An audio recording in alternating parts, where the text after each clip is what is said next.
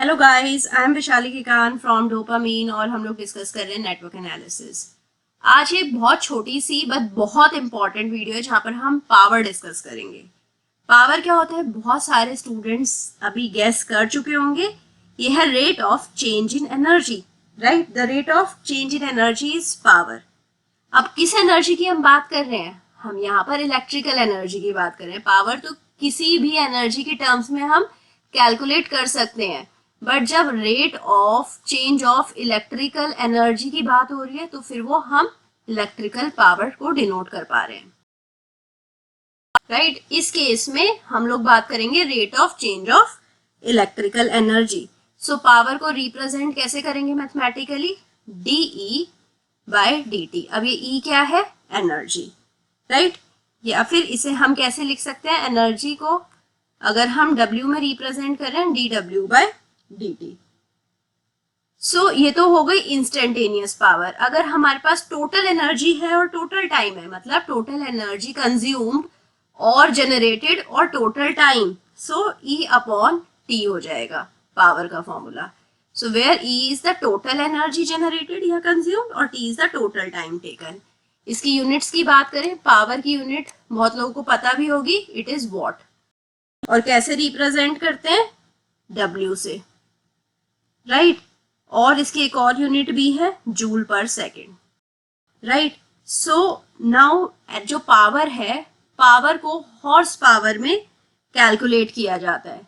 जो 1 horse power होती है वो होती है इक्वल टू 746 वॉट। तो आपके पास कभी कभी क्वेश्चंस में हॉर्स पावर में क्वेश्चंस दिए गए होंगे, तो आपको वहां पर 1 हॉर्स पावर को 746 वॉट रखना है, right? Coming to the range, power की रेंज कहाँ से कहाँ तक होती है? मिली वॉट में भी होती है, राइट? वॉट में भी होती है, किलो वॉट में भी होती है, mega watt, giga watt. So higher level पे तो बहुत हायर लेवल तक जा सकती है, बट लोअर हम लोग मिली वॉट तक ही मेजर कर पाते हैं, राइट? जब हमारे पास सोर्स है, सोर्स के केस में हम पावर को कैसे डिनोट करते हैं, ये मैंने आपको पहले भी एक लेक्चर में समझा रखा है।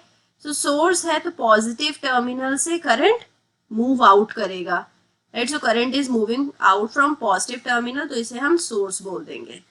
अब सोर्स के केस में क्या होता है? सोर्स क्या करता है? पावर को डिलीवर करता है। सो पावर डिलीवर्ड कितनी होगी सोर्स के केस में? It is equal two plus V into I, right? तो जो भी करंट आई है, इधर स्मॉल आई है तो स्मॉल आई लिख लीजिए यहाँ पर, और कैपिटल आई है तो capital I. So I will change it, I will make it small I, right? सो ये हो गया हमारा पावर डिलीवर्ड। इसको कैसे लिख सकते हैं? dW upon dQ into dQ upon dt। Power क्या था? dW upon dt।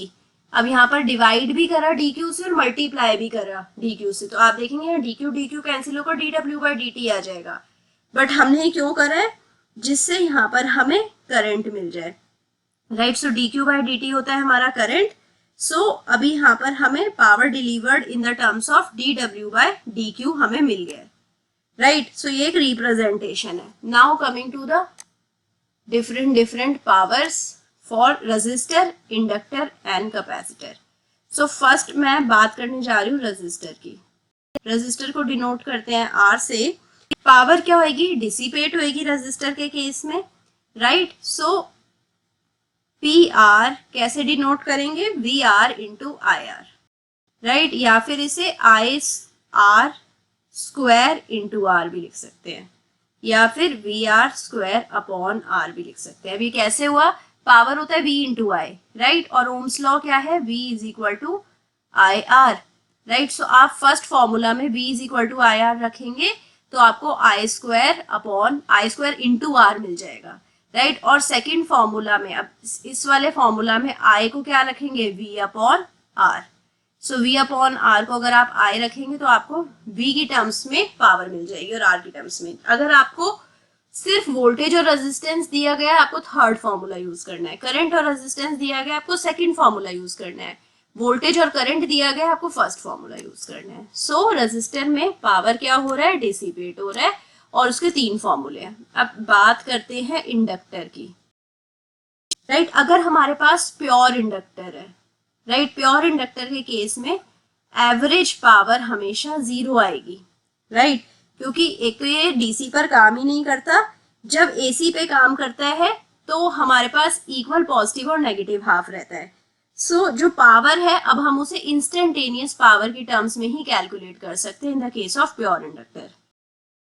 इसे हम PL से डिनोट करेंगे, ये होएगा LI DI/dt, राइट।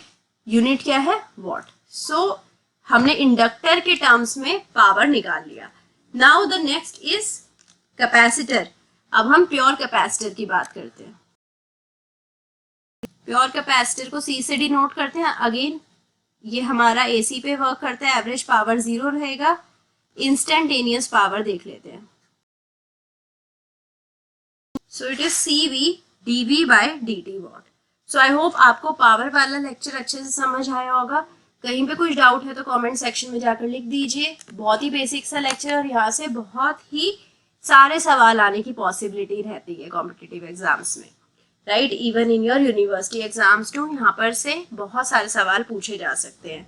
सो इसे अच्छे से रिकॉल कर लीजिए, रिवाइज कर लीजिए, मेक योर नोट्स। डाउट्स को कमेंट सेक्शन में डाल दीजिए। Even put your feedback in the comment section. Session पसंद आया लाइक करिए, सब्सक्राइब करिए और जल्दी से मिलिए मुझे नेक्स्ट सेशन में जहाँ पर हम एनर्जी डिस्कस करेंगे।